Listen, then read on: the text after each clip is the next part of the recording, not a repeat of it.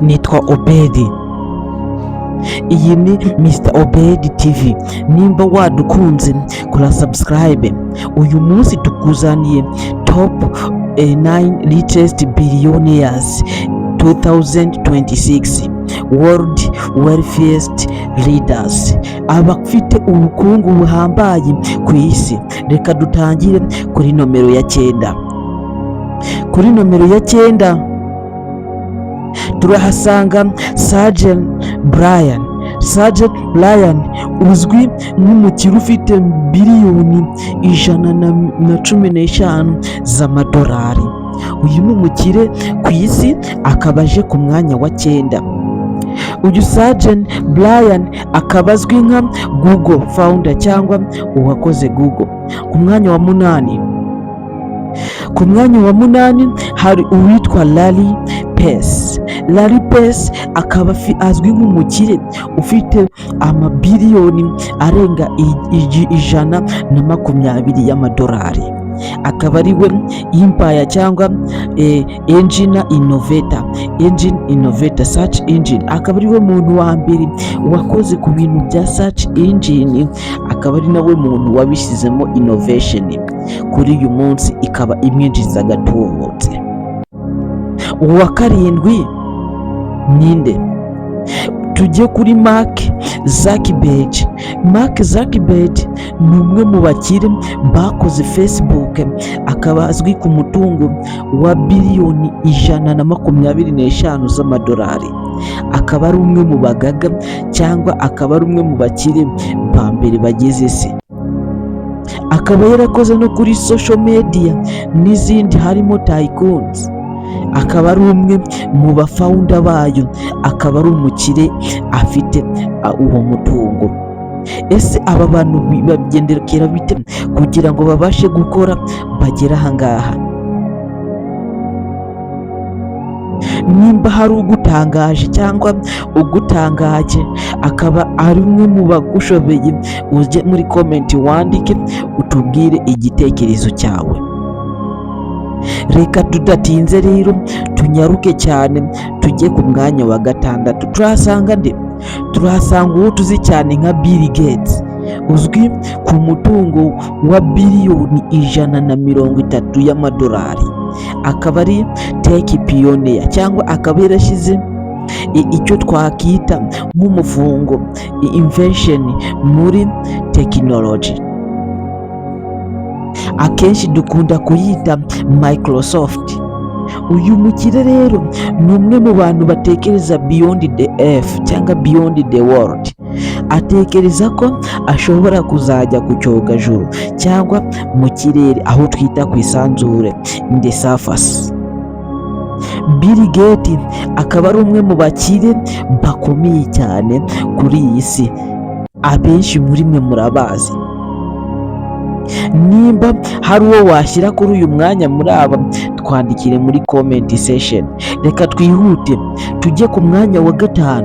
Ku mwanya wa 5 turahasanga uwo twakita Warren Buffett. Warren Buffett akaba ari umukire ukomeye cyane, uzwi ku mutungo ungana nka biliyoni 135 z'amadolari. Legendary investor. Akaba ari umwe mu bantu bashyira icyo bita bashora mu bijyanye na tekinoloji.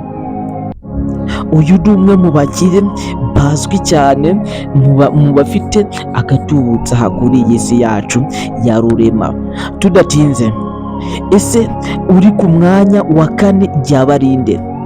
Larry Ellison.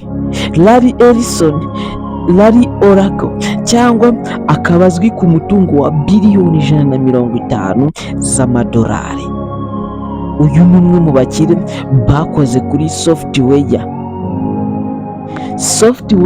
Akaba ari umwe mu badevelopye software, kandi akaba ari umwe mu bantu bafite ibitekerezo bihanitse ku bijyanye na software.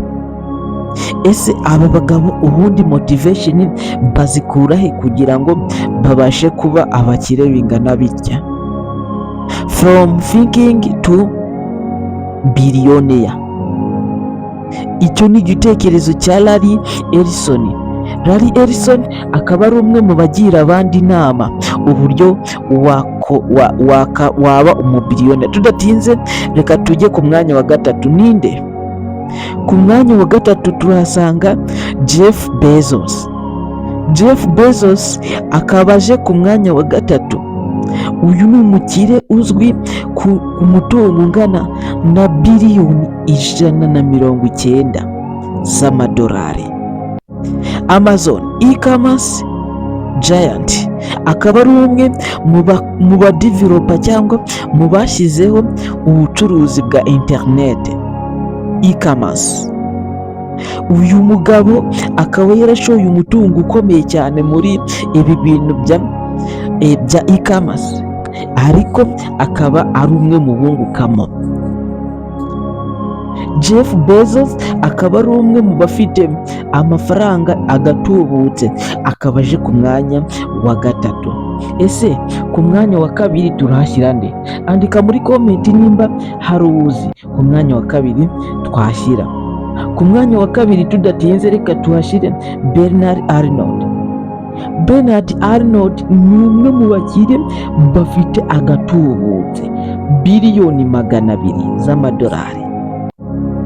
Ibi ni ibintu umuntu ashobora gutekereza akaba byamucanga cyangwa akacanganyukirwa, ariko ni ibintu bibaho. Akaba ari umwe muri luxury fashion empire, akaba ari umwe mu bantu bamamaza cyane cyane ibijyanye na fashion empire on internet. Ku mwanya wa mbere turahashyira nde? Nimba hari uzi ku mwanya wa mbere twandikire muri comments, ubundi tubashe kujyana akantu ku kandi. Nimba hari ikindi kiganiro ushaka ko nzagushyiriraho, nyandikira muri comment section umbwira ati bwana nyakubahwa cyangwa mbwira kuri aka kantu. Turahari ngo tugucukumburire isi y'ubucukumbuzi. Tudatinze reka tujye ku mwanya wa mbere. Ku mwanya wa mbere turahasanga Elon Musk. Elon Musk umukire ukomeje guhiga abandi, uyingayinga muri biliyoni 210 z'amadolari.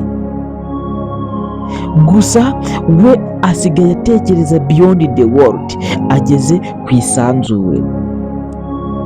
Rimwe na rimwe nzaguruka njye ku isanzure. Elon Musk umwe mu bakire bakomeye cyane hano ku isi. Tesla, SpaceX kujya mu kirere cyangwa ubuvumbuzi bw'ikirere. Uyu mugabo Elon Musk ni umwe mu bagabo bahambaye ku isi ndetse bazwi. Elon Musk akaba ari umwe mu bagabo batekereza kure, thinking beyond the world, thinking about the space. Nimba wakunze ikiganiro kura subscribe. Ni nakuzaniye top 9 richest billionaires kuri uyu mwaka 2026. Nimba hari ikindi wifuza cyangwa inyunganizi udufitiye, twandikire muri comment. Nari Mr. Obedi, ciao ciao.